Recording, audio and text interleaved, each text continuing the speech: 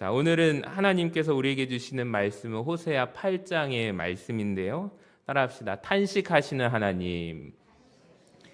호세아 8장의 말씀은 탄식하시는 하나님이라는 말씀의 제목으로 우리 함께 말씀의 은혜를 나누기를 원합니다. 자, 지난번에 호세아 7장에서 하나님은 이런 분이셨습니다. 이스라엘을 치료하시기 원하시는 하나님의 모습. 네 가지를 같이 읽어볼까요? 시작. 달궈진 화덕, 뒤집지 않은 전병, 어리석은 비둘기, 구부러진 활.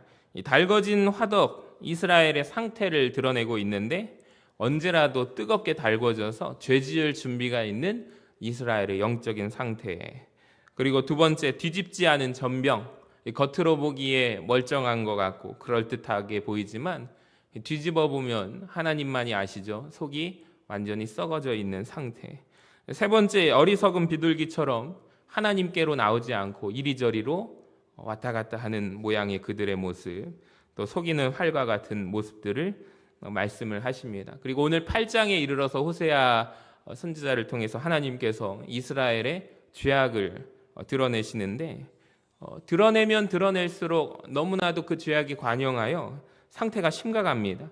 하나님의 탄식이 계속해서 나오는 말씀이 우리 호세아 오늘 본문 읽었던 8장의 말씀인데, 제가 볼 때 하나님께서 탄식을 몇 번이나 하시는가? 8가지의 죄악을 고발하시며 하나님이 탄식하십니다. 여러분, 오늘 이 말씀을 받을 때 우리가 이런 마음으로 받았으면 좋겠어요. 혹시 우리도 하나님의 탄식의 대상은 아닐까라는 우리가 나에게 적용해보는 은혜가 있기를 원합니다. 자, 1절에 보시면 하나님이 먼저 이것 때문에 이스라엘에 대하여 탄식하십니다. 우리 1절 같이 한번 읽어봅니다. 시작. 나팔을 내 입에 댈지어다. 원수가 독수리처럼 여호와의 집에 덮치리니 이는 그들이 내 언약을 어기며 내 율법을 범함이로다. 자, 하나님이 탄식하시는 이유 1절 맨 뒤에 보시면 그들이 언약을 어기며 내 율법을 범하기 때문이다 라고 말씀하십니다. 여러분, 하나님께서는 언제 탄식하시는가? 하나님의 백성들, 하나님의 자녀들이 하나님의 말씀을 따르지 않을 때 탄식하게 된다라는 것을 우리가 꼭 기억했으면 좋겠습니다. 특별히 무서운 것은 한번 말씀을 다시 띄워주시면 앞에 나오는 표현인데요. 무엇을 내 입에 댈지어다? 나팔을 내 입에 대라 라고 하십니다. 그러니까 이스라엘 사회에서 나팔을 입에 대는 것, 나팔을 불어라 라는 것은 일종의 경고의 말씀입니다. 경고의 신호입니다. 자, 무엇을 경고합니까? 원수가 독수리처럼 여호와의 집에 덮치게 된다. 왜 그럽니까? 하나님의 백성들이 하나님의 말씀대로 살지 않기 때문이다. 여러분, 이것이 왜 중요한가? 이스라엘 백성들의 모습을 우리가 생각해 봐야 되는데요. 그 백성들이 착각하면서 살았습니다. 무슨 착각을 했냐면 성전은 특별하다라고 생각을 했어요. 그러니까 성전, 주님의 성전 자체가 특별하다. 그러니까 성전은 하나님의 집이잖아요. 무슨 일이 있어도 성전은 누가 지키신다? 하나님이 지키신다. 그들이 착각을 했어요. 하나님의 성전은 절대 무너지지 않아. 그들이 착각을 했어요. 하나님이 말씀하십니다. 너희들 착각하지 말아라. 여호와의 집 건물이 중요한 것이 아니다. 중요한 것이 있는데 잘 들어라. 그 성전 안에 사는 너희들의 모습이 더 중요하다라고 말씀을 하세요. 여러분, 그 집안에 사는 이들이 지금 모습을 보면은 하나님 보실 때 언약 율법을 어깁니다. 율법을 범합니다. 자, 그 여호와의 집은 무너질 수 있는 것 아니냐고. 여러분, 성전이라는 건물이 더 중요합니까? 아니면 성전 안에 거하는 성도들의 삶이 더 중요합니까? 그러니까 성전에 어떠한 특별한 힘이 있는 것이 아니라 여러분, 중요한 게 무엇이냐면 성전 안에 오고 가는 성도들의 삶이, 사람들의 삶이 훨씬 더 중요함을 깨달으시기를 바랍니다. 여호와의 집을 답게 만드는 것은 하나님의 백성들이다. 그러니까 건물이 아니다라는 거예요. 여러분, 벽돌 같은 건축 자재가 성전을 성전답게 하는 것이 아니라 하나님의 사람들만이 성전을 성전답게 만든다라는 거예요. 저는 이 말씀을 보면서 하나님의 탄식 첫 번째 모습을 보면서 이런 소망이 생겼어요. 우리 교회가 교회다운 교회가 되기를 간절히 소망합니다. 여러분, 그렇다면 무엇이 교회를 교회답게 만들까요? 교회를 교회답게 만드는 것은 건물 모양이 아닙니다. 이번 주 월요일에 이 장로교 연합회 이렇게 예배가 있다고 해서 갑자기 기도를 맡았어요. 제가 그래서 기도를 하러 갔는데 취지가 그거예요. 북한 어린이, 북한 복음화와 북한 어린이를 돕기 위한 이렇게 다음 달에 부흥성회가 있는데 전주시 안에 1,300개 교회가 있는데 장로교단이 몇 개인 줄 아세요? 850개가 넘는다고 합니다. 그래서 장로교가 그렇게 많구나라는 것을 제가 그때 알았고요. 제가 갔는데 또 하필이면 그 북한 어린이 복음 또 북한 어린이를 돕기 위한 그 기도를 제가 맡았어요. 그래서 하필이면 왜 이렇게 중요한 부분을 저한테 기도를 시키셨을까 해서 전주시 성시화를 위한 복음을 위한 기도회, 준비 모임을 위한 기도회, 그리고 제 차례가 돼가지고 이제 기도를 했는데 어디에서 모였냐면 전성교회라는 교회에서 모였습니다. 그러니까 가보니까 전 처음 가봤는데 이제 이전을 해서 지금 혁신도시에 아주 멋지게 교회를 이렇게 건축을 해서 거기 가서 기도할 수 있는 귀한 은혜를 허락하여 주셨어요. 그래서 끝나고 이제 장로교단 목사님들이 많이 오셔가지고 이렇게 대화를 나누다가 근처에 한 교회가 있는데 너무나도 아름답게 건축을 했대요. 근데 문제가 하나 있는데 최근에 교회가 갈라져가지고 싸웠대요. 건축을 아름답게 다 마무리를 하고 입당 예배도 드리고 했는데 교회가 갈기갈기 찢어진 상태가 되었다라고 해서 그 얘기를 하면서 너무나도 안타까운 마음이 들었습니다. 특별히 이제 우리랑 상황이 비슷하더라고요. 그래서 우리도 이제 개발단지 안에 있어서 서신교회라고 하니까 서신제일교회 담임 목사님인 줄 알고 막 저한테 막 얘기를 하시는데 저는 서신교회입니다. 그래서 설명을 드리면서 이제 얘기를 잠깐 나눴는데요.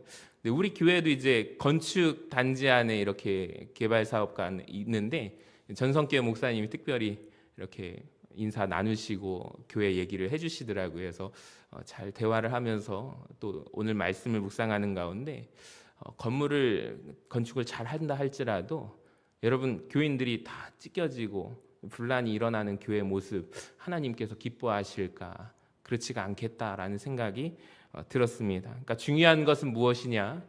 겉의 외장재 건물의 모습이 아니라 교회 안에 있는 성도들의 삶이 훨씬 더 중요하다. 여러분 수많은 돈을 들어서 아름다운 교회다운 건축물을 지어도 여러분 만약에 이 안에 하나님의 율법을 지키지 않는 사람들로 가득 찬다면 무슨 소용이 있겠는가? 그러니까 우리 교회가 교회다운 교회가 되기를 소망합니다. 근데 그 교회 안에 성전 안에 그런 하나님이 원하시는 삶을 살지 않는 성도들이 부족해서 없어서 하나님은 탄식하신다. 이것이 첫 번째 하나님의 탄식의 이유고요. 자, 두 번째 탄식의 이유는 2절 말씀에 나옵니다. 우리 2절과 3절 화면을 보고 같이 한번 읽어봐요. 시작. 그들이 장차 내게 부르짖기를 나의 하나님이여 우리 이스라엘이 주를 아나이다 하리라. 그러나 이스라엘이 이미 선을 버렸으니 원수가 그를 따를 것이라. 그러니까 우리 개역개정 성경에는 제가 번역을 참 좋아하는데요. 몇 가지 아쉬운 점이 있다면 우리 2절과 3절 사이에 접속사가 없습니다. 그러니까 영어 성경이라든지 다른 성경들에 보면은 그러나라는 표현이 나오는데 우리 번역에는 빠져 있어요. 그래서 제가 이 부분에 그러나 혹은 하지만이라고 넣으면은 우리가 이 접속사가 있으면 이해하기가 쉽습니다. 자, 여러분 왜 이스라엘 백성을 향하여 하나님께서 탄식하셨는가? 두 번째 이유는 입술로는 이렇게 이야기한다라는 거죠. 하나님, 우리 이스라엘이 내가 하나님을 압니다. 하나님이 어떤 분인지 압니다. 입술로는 그렇게 말을 하지만 한번 화면을 보여주세요. 그러나 그들의 삶이 실제로는 선을 버리고 살아가기 때문에 하나님이 탄식하신다라는 거예요. 유진 피터슨 목사님의 메시지 성경에 보면은 이렇게 번역하고 있습니다. 한번 보세요. 이스라엘은 나의 하나님, 우리는 주를 아는 백성입니다 하고 부르짖겠지만 그들의 행동은 전혀 딴판이다.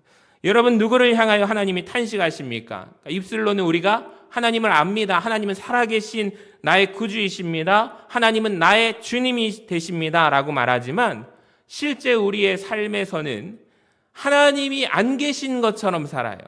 하나님이 나의 주인이 아닌 것처럼 살아가는 사람들을 보고 하나님이 탄식하심을 우리가 기억했으면 좋겠습니다. 디도서 1장 16절에 이런 말씀이 있어요. 같이 읽어봐요. 그들이 하나님을 시인하나 행위로는 부인하니 가증한 자요 복종하지 아니하는 자요 모든 선한 일을 버리는 자니라. 아멘.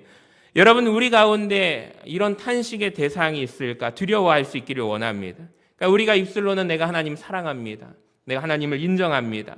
근데 우리의 삶을 볼 때 하나님 없는 것처럼 살아가는 자들을 향하여 하나님이 어떤 저주가 있을까라고 말씀하시냐면 3절에 보니까 그 원수가 그를 따라다닐 것이다 라고 말씀합니다.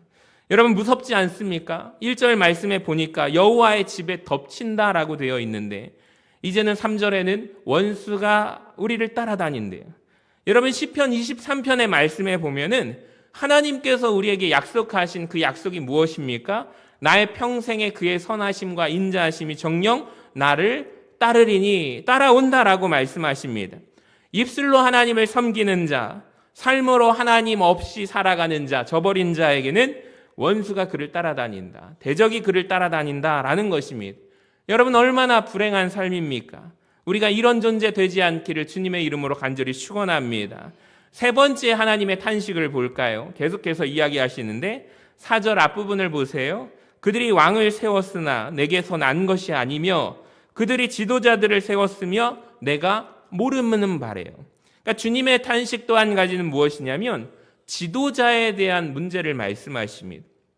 왕들을 세우는데, 지도자들을 세우는데 문제는 말씀을 잘 보시면 하나님이 모르는 자들을 세우신다라고 하십니다. 심지어 하나님을 잘 모르는 자들이네. 여러분, 이게 무슨 말이냐면 한마디로 말하면 하나님을 무시한다라는 거죠. 여러분, 이스라엘 나라는 어떤 나라냐면 제사장 나라입니다. 하나님의 나라입니다. 믿으십니까? 그런데 그 나라의 왕을 뽑을 때, 여러분, 왕을 달라고 해서 이스라엘 백성이 하나님 앞에 요청할 때 첫 번째 초대 왕 사울을 어떻게 뽑습니까? 하나님이 개입하시죠. 다윗을 뽑을 때도 하나님이 개입하셔요. 그런데 호세아가 이때 당시에 활동하는 이 시기에 북이스라엘의 상황은요, 왕이요 여러 명이 막 바뀝니다. 어떤 왕은 몇 개월 통치하다가 쫓겨나고 며칠 통치하다가 사라지게 되고 사람들 소견에 자기 좋을 대로 왕을 막 세우는 모습이 나옵니다. 하나님이 말씀하시죠. 탄식하시죠. 야, 어떻게 너희들은 이스라엘은 하나님의 나라, 제사장 나라인데 하나님 나라의 백성들이 이럴 수가 있느냐. 왕을 뽑으면서 어떻게 너희들 마음대로 뽑느냐. 하나님이 탄식하십니다. 여러분, 이것은 하나님을 모독하는 행위 아닙니까? 집안에 중대사가 있을 때 우리는 부모님들에게 꼭 상의하지 않습니까? 결혼을 하는데 내가 결혼할 사람이 누구인가 부모에게 소개하는 것이 반드시 있어야 하지 않겠습니까? 여러분, 만약에 내가 결혼을 하는데 부모에게 알리지 않는다면 그 행위가 얼마나 부모를 모독하는, 기만하는 행위입니까? 지금 이스라엘이 하는 행동이 이와 같다라는 것이죠. 지도자를 세우는데 하나님과 상의하지 않아요. 존중한다면 묻게 되어 있죠. 아버지와 부모님을 존중하면 뜻을 묻게 되어 있죠. 근데 이들이 하나님의 뜻을 묻지 않습니다. 누가 탄식의 대상입니까? 하나님께 뜻을 묻지 않는 자, 하나님을 존중하지 않는 자가 하나님이 보실 때 탄식의 대상이다라는 것을 여러분, 우리가 깨닫기를 원합니다. 말씀을 구체적으로 우리에게 적용하면 내 인생에 중요한 일이 있어요. 여러분, 인생에 중요한 순간이 있어요. 하나님께 뜻을 묻는 저와 여러분 되시기를 주님의 이름으로 간절히 축원합니다. 성경에 보니까 하나님의 사람들은 언제나 하나님 앞에 뜻을 묻습니다. 다윗이 여호와께 물어 이르되 라는 표현이 굉장히 많이 나온다는 것을 여러분, 우린 기억해야 합니다. 잠언 3장 6절을 보세요. 너는 범사에 그를 인정하라. 그리하면 너의 길을 지도하시리라. 여러분, 범사에 하나님을 인정하시는 우리 모두가 되시기를 간절히 소망합니다. 조금 더 구체적으로 우리에게 이 본문의 말씀이 참 중요한 것 같아요. 누가 지도자가 되어야 할까요? 여러분, 누가 리더가 되어야 할까요? 그러니까 하나님께로부터 난 자가 리더가 되고 지도자가 되어야 할 줄로 믿습니다. 그러니까 하나님을 아는 자가 세워져야 한다라는 거예요. 그러니까 하나님이 세우지 않은 사람들이 막 지도자로 세워지고 하나님이 인정하지 않는 자, 내가 그를 모른다라고 하는 자들이, 그런 사람들이 지도자로 세워지게 된다면 그건 재앙이다라는 거예요. 여러분, 우리 교회에 하나님이 주시는 음성이 되기를 간절히 소망합니다. 그러니까 날이 갈수록 드는 생각이 무엇이냐면 교회가 리더들을 잘 세워야 한다라는 거예요. 여러분, 우리 교회에 하나님께로부터 난 자가 리더로 세워지는 은혜가 있기를 원합니다. 그러니까 하나님이 그를 아신다라고 인정하시고 기름 부어 세워진 자가 리더로 세움받기를 원합니다. 그러니까 그런 분들이 우리 교회 안에서 교역자가 되고 또 그런 분들이 우리 교회 안에서 리더가 되기를 원합니다. 그러니까 내가 리더가 되고 싶어서 스스로 자기로부터 난 자가 아닌 하나님께로부터 난 자가 꼭 기름 부어 세움받게 되기를 간절히 소망합니다. 또 하나 하나님의 탄식의 이유를 볼까요? 우리 4절 뒷부분을 우리 한번 같이 읽어봅니다. 시작. 그들이 또 은 금으로 자기를 위하여 우상을 만들었나니 결국은 파괴되고 말리라. 사마리아여 내 송아지는 버려졌느니라. 여러분 6절에 또 보시면은 이것은 이스라엘에서 나고 장인이 만든 것이라. 참신이 아니니 사마리아의 송아지가 산산조각이 나리라. 하나님의 탄식의 이유가 무엇이냐면요, 금과 은 송아지 우상을 숭배했기 때문입니다. 그러니까 어리석은 자들의 모습이죠. 여러분, 그런데 왜 하나님을 송아지 형상으로 빚게 되었을까요? 그 당시에 그 백성이 하나님을 존중한다는 행위를 송아지를 빚어서 하나님으로 순종을 했습니다. 여러분, 오늘날 우리 중에 이런 모습이 있습니까? 우리 중에 우상 숭배하는 사람이 있을까라고 우리는 이 말씀을 보면서 생각을 하지만 여러분, 사실 우리도 여전히 생각으로 마음으로 우상 숭배할 수 있다라는 것을 기억하셔야 돼요. 그러니까 하나님보다 내가 더 귀하게 여기는 것이 있다면 우상입니다. 근데 더 중요한 것, 오늘날 우리는 금송아지 형상을 깎아서 하나님으로 만들진 않습니다. 그러니까 잘 생각해 보면 우리는 여전히 그런데 하나님을 깎아서 만드는 존재입니다. 내 생각으로 마음으로 하나님은 이런 분이시지. 하나님은 사랑의 하나님이셔. 성경에 보니까 사랑의 하나님, 무조건 용서해 주시는 하나님. 여러분, 이것이 성경이 말하고 있는 사랑과 공의의 하나님 중에서 나는 공의의 하나님은 제쳐두고 나는 사랑의 하나님만을 모시고 살아갈 거야. 그러니까 생각의 칼로 공의의 하나님은 깎아버리는 거죠. 없애버리는 거죠. 근데 성경이 말씀하고 있는 부분과 다릅니다. 성경에서 말씀하는 하나님의 부분 중에 내가 취하여 인정하겠다라는 부분인 거예요. 여러분, 이것이 하나님의 형상을 내 생각의 칼로 우리 내 머리로 형상을 깎아 만들고 있다라는 행위라는 것입니다. 여러분, 내가 생각하는 하나님은 이런 분이야. 여러분, 이 말 자체가 생각이 우상으로 만드는 작업임을 여러분 기억하셔야 합니다. 그러니까 우리가 생각하는 하나님이 아니라 성경이 우리에게 말씀하시고 성경이 우리에게 제시하시는 하나님의 모든 모습을 내가 받아들일 수 있어야만 한다라는 거예요. 우상 숭배하며 계속해서 나오는 반복적인 표현 중에 하나입니다.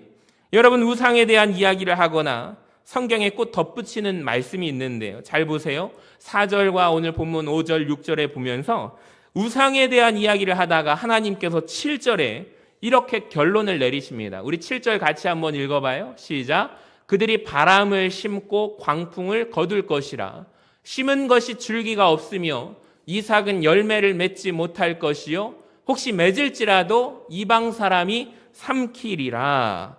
여러분, 이 부분을 7절을 열왕기하 17장 15절에 보시면 이렇게 말씀합니다. 여호와의 율례와 여호와께서 그들의 조상들과 더불어 세우신 언약과 경계하신 말씀을 버리고 허무한 것을 뒤따라 허망하며 라고 말씀하십니다. 그러면서 16절부터 나오는 얘가 다른 것이 아니라 그 허무한 것이 무엇인가? 16절에 송아지 형상을 부어 만들고 우상 숭배를 했다라는 말씀이 열왕기하 17장에 나오게 됩니다. 여러분, 이게 정말 중요한데요. 허망하고 가치 없는 우상을 쫓아 살아가는 삶을 살아가면 자기 스스로가, 내 인생이 스스로 허망한 삶이 됨을 깨달으시기를 바랍니다. 이게 굉장히 무서운 말씀이에요. 오늘 호세아 말씀에 보시면 너희가 생각하는 금송아지 신상을 따라 살아가면 그 행위는 마치 바람을 심는 것과 마찬가지다. 허무한 인생이 될 것이다 라고 말씀합니다.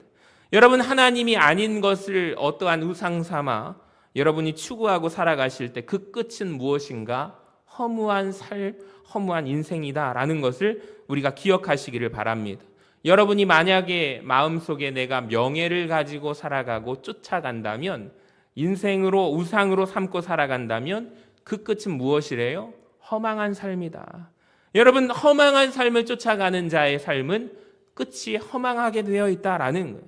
여러분, 참신이신 하나님만을 쫓아 살아갈 때 여러분의 인생이 가치 있는 인생이 될 줄로 믿으시기를 바랍니다. 5번째 주님의 탄식을 보시면 9절에 나옵니다. 같이 한번 읽어봐요. 시작. 그들이 홀로 떨어진 들나귀처럼 아수르로 갔고 에브라임이 값주고 사랑하는 자들을 얻었도다. 여기 보시면 들나귀라고 표현합니다. 들에 있는 나귀. 이 나귀는 정확하게 말하면 울타리 안에 있는 나귀가 아닌 울타리 밖에 있는, 갇혀져 있지 않은 들에 있는 나귀와 같이 이스라엘 백성들이 살아가는 모습을 표현하고 있습니다. 여러분, 이 말씀을 보면서 이렇게 생각하시면 돼요. 이스라엘 백성들이 모세를 통하여 율법을 하나님 앞에 말씀을 받았잖아요. 근데 그 율법의 내용이 대부분 뭐냐면 너희들 무엇 하지 말아라 라는 삶이 대부분입니다. 그러니까 하나님의 주신 말씀이 대부분 우리가 하지 말아야 할 것에 대해서 규정하고 있는데요. 하나님은 우리의 삶에 울타리를 쳐준 모습이 율법을 주신 이스라엘 백성들의 삶이라는 거예요. 그러니까 하나님이 친히 울타리를 치십니다. 십계명의 대부분이 무엇 하지 말아라, 하지 말래요. 그 울타리 밖으로 넘어가지 말아라 우리에게 가르치고 있습니다. 근데 이스라엘 백성들이 울타리 안에 갇혀 살아보니 너무 싫은 거예요. 하나님께서는 말만 하면 하지 말래요. 울타리 안에 갇혀 있어요. 속박이 너무 싫은 거예요. 이스라엘 백성들이 거기로부터 울타리 밖으로 넘어갑니다. 마치 그 모습이 들나귀처럼 살아간대. 그리고 자기들이 보기에 피난처인 어디로 가냐면 아수르라는 나라로 가는 것입니다. 그러니까 하나님의 율법의 울타리를 뛰어넘어서 들나귀처럼 아수르에 가서 아수르를 의지하고 살아가는 모습입니다. 여러분, 그런데 그들이 울타리 밖을 나갔잖아요. 자유를 꿈꿨잖아요. 하지 말라고 하는 울타리 밖에 넘어갔을 때 나에게는 자유가 있을 것으로 기대했잖아요. 그들의 삶을 한번 보세요. 10절을 화면을 보고 같이 읽어봐요. 시작. 그들은 지도자의 임금이 지워준 짐으로 말미암아 쇠하기 시작하리라. 여러분, 재밌습니다. 자유를 찾아서 울타리 밖으로 들나귀처럼 나가서 하나님의 율법을 뛰어넘어 살아갔는데 그들을 기다리고 있는 것은 무엇이에요? 자유가 아닌 또 다른 죄의 짐에 멍에를 매기 시작합니다. 임금이 지워준 짐으로 말미암아 그들의 모습이 쇠하기 시작한다라는, 이 모습을 보면서 우리가 떠오르는 모습이 무엇입니까? 탕자가 생각나지 않습니까? 집을 나가면 내가 자유가 있을 것이라고 기대했는데 여러분, 그렇지 않아요. 우리가 잘 들으시기를 바랍니다. 여러분, 누가 하나님의 탄식의 대상이 되는가? 우리 가운데 하나님의 법대로, 율법대로 살아가는 것이 속박이라고 느끼고 살아가는 성도들이 참 많습니다. 왜 그렇게 교회를 가면 목사님 하지 말라는 게 왜 이렇게 많아요? 세상에 나가니까 다 하래요. 그래서 자기가 교회 밖을, 울타리 밖을 떠나보니 세상에서 다 하라는 거예요. 너무 좋은 것을, 그래서 자기가 교회를 떠나 살았대요. 근데 다시 돌아오니 그런데 이렇게 묶여있는 것이 축복입니다 라고 말씀하시기도 해요. 근데 맞아요. 여러분, 청년들도 그래요. 하지 말래요. 설교를 잘 들어보면 하지 말라는, 목사님, 전도사님의 하지 말라는, 그러니까 듣고 있으면 청년들이 교회에 가만히 있는 자체가 은혜다. 잘 다독여 주시기를 바랍니다. 울타리 밖으로 자꾸 나가고 싶어하는 청년들을 어떻게 하면은 우리가 하나님의 이 말씀 안에 있는 것이 축복이다, 우리가 서로 격려하고 위로가 필요하겠구나. 근데 젊을 때는 맞아요. 그게 속박이라고 생각하고 느낍니다. 왜 이렇게 하나님은 하지 말라는 게 많으실까? 그런데 여러분, 주님 주신 울타리 안에 거하는 것이 축복이다라는 거예요. 여러분, 하나님이 주신 울타리, 우리의 자유를 박탈하는 게 아니죠. 우리를 지켜주시는 말씀이라는 것을 기억하시기를 바랍니다. 울타리 안에 살아가는 사슴이 울타리 밖을 항상 동경했대요. 근데 막상 그 울타리를 뛰어넘어 밖에 나가는 순간 그 사슴을 기다리고 있는 것은 포식자가 그 사슴을 기다리고 있습니다. 그래서 야고보서의 말씀을 묵상하시다 보면 자주 나오는 표현이 무엇이냐면 율법을 이렇게 말합니다. 같이 한번 읽어볼까요? 시작. 자유를 주는 율법이다. 야고보서에서는 율법을 자유를 주는 율법이라고 말씀하십니다. 여러분, 하나님께서 주시는 말씀, 우리를 향하여 가이드라인, 울타리가 넘어가지 말라라는 것이 우리를 향한 하나님의 사랑의 표시임을 깨달으시기를 바랍니다. 오늘날 표현한다면 진입금지 사인이 있으면 여러분 이걸 보면 어떤 마음이 드십니까? 가지 말아야겠구나 라는 생각이 드십니까? 아니면 짜증이 나십니까? 가면 안 되니까 가지 말라라고 하는 거예요. 제가 저 강원도의 최전방 그 양구에서 군 생활을 했어요. 제가 1호차 운전병이라고 해서 이제 대대장님을 모시고 이제 GOP까지 이제 들어가게 됩니다. 그러니까 산이에요. 그래서 이제 적 GP 안에는 정말로 저는 우리나라 지형이 일자로 반듯한 줄 알았어요. 휴전선이라고 말하잖아요. 근데 그 양구라는 땅은요, 북한 땅이었습니다. 근데 우리나라가 전투에서 승리를 해서 북한 지역을 뺏어온 거예요. 그러니까 지형도가 이렇게 북한으로 향하여 튀어나간 상태입니다. 실제로 그 GP에 들어가 봐서 보니까 북한 GP하고 한 경계가 몇백 미터가 안 돼요. 그러니까 서로 마음만 먹으면 총을 쏘면은 실제 사격이 일어나기도 하고 아주 위험한 장소입니다.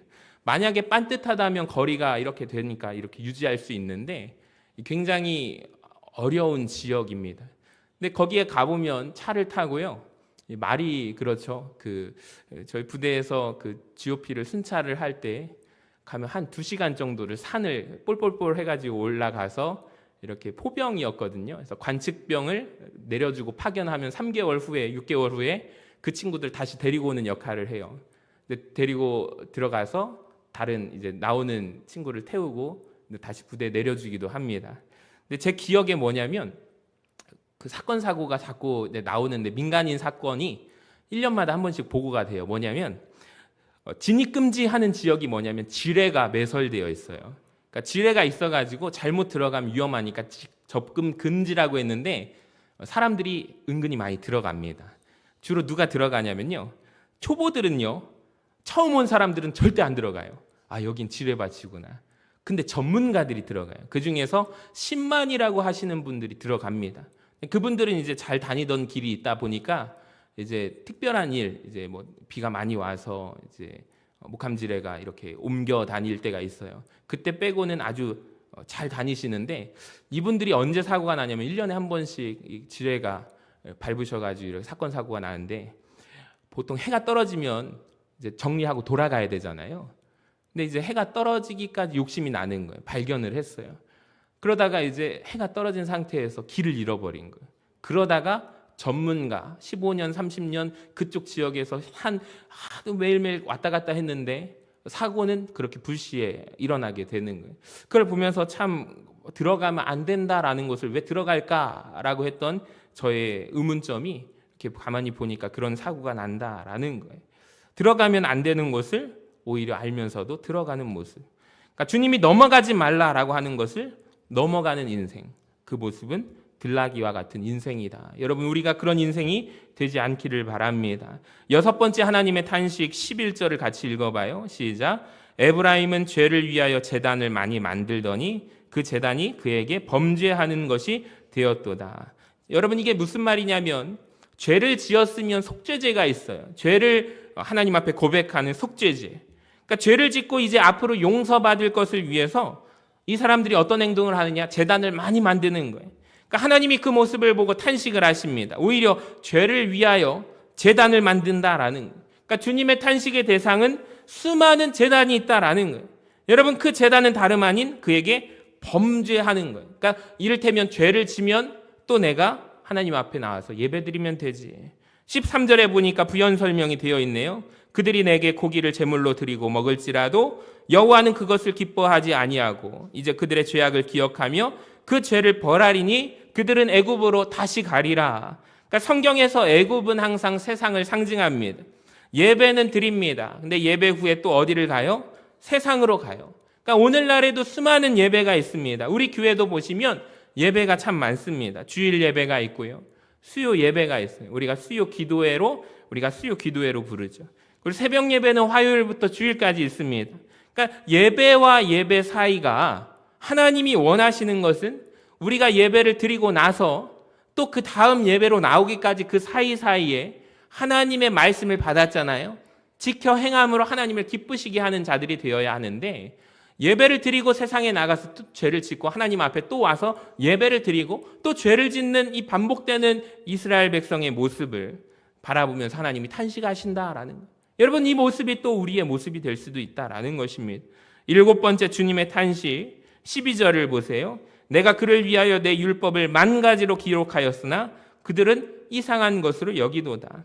그러니까 하나님이 수많은 말씀을 주셨는데 나와 상관이 없는 말씀으로 듣는 거죠. 그러니까 이를테면 제가 가끔 설명을 드렸잖아요. 오늘 이 말씀을 들으면서 이 말씀은 오늘 내 남편이 꼭 들어야 하는데, 오늘 이 말씀은 어떤 집사님이 꼭 들어야 하는데 그분 오늘 하필이면 안 나왔네. 아이고 아쉽다. 그러니까 내가 들어야 할 나의 말씀을 누군가에게 전가하는 거죠. 그러니까 이 율법은, 하나님이 주신 말씀은 내가 들어야 해요. 내가 적용하고 나에게 행해야 되는데 다른 사람에게 맡기는 모습, 여러분 나에게 주시는 말씀으로 받으시는 우리가 되기를 주님의 이름으로 간절히 축원합니다. 마지막 하나님의 탄식은 14절에 나와요. 우리 같이 한번 읽어봐요. 시작. 이스라엘은 자기를 지으신 이름 잊어버리고 왕궁들을 세웠으며 유다는 견고한 성읍을 많이 쌓았으나 내가 그 성읍들에 불을 보내어 그 성들을 삼키게 하리라. 이 말씀은 자기를 창조하신 이를 잊고 살아가는 것입니다. 그러니까 하나님을 잊고 살아가는 인생 늘 불안하지 않습니까? 그래서 나를 지켜줄 견고한 성읍을 쌓는 모습, 하나님을 잊어버리고 나를 지켜줄 내가 쌓는 성읍들. 여러분, 하나님이 산성이 되시는데 하나님은 잊어버리고 그 자리를 돈으로, 인맥으로, 학벌로 겹겹이 나를 보호할 수 있는 산성을 쌓아가는 사람들이 얼마나 많은지 모릅니다. 그들을 바라보시고 하나님은 탄식하신대. 여러분, 하나님은 우리를 지키시는 산성이심을 믿으시기를 바랍니다. 오늘 말씀이 사실 그렇게 썩 듣기 좋은 말씀이 아닙니다. 어쩌면 우리가 읽으면서 주의 깊게 읽지 않는 말씀이기도 합니다. 여러분, 그런데 오늘 이 말씀들을 받으실 때 나와 상관없는 말씀으로 받지 않으시고 나에게 주시는 말씀으로 받으시기를 바랍니다. 우리 한 가지씩 복습합니다. 나는 혹시 이렇게 하나님을 아프게 하고 있지 않습니까? 첫 번째로 하나님의 율법을 범하고 있기에 하나님의 마음을 아프게 하지는 않습니까? 두 번째로 하나님 앞에 질문하지 않으므로, 인생의 중요한 일에 하나님을 신경 쓰지 않으므로 하나님을 아프게 하고 있지는 않은지 우리가 돌아보기를 원합니다.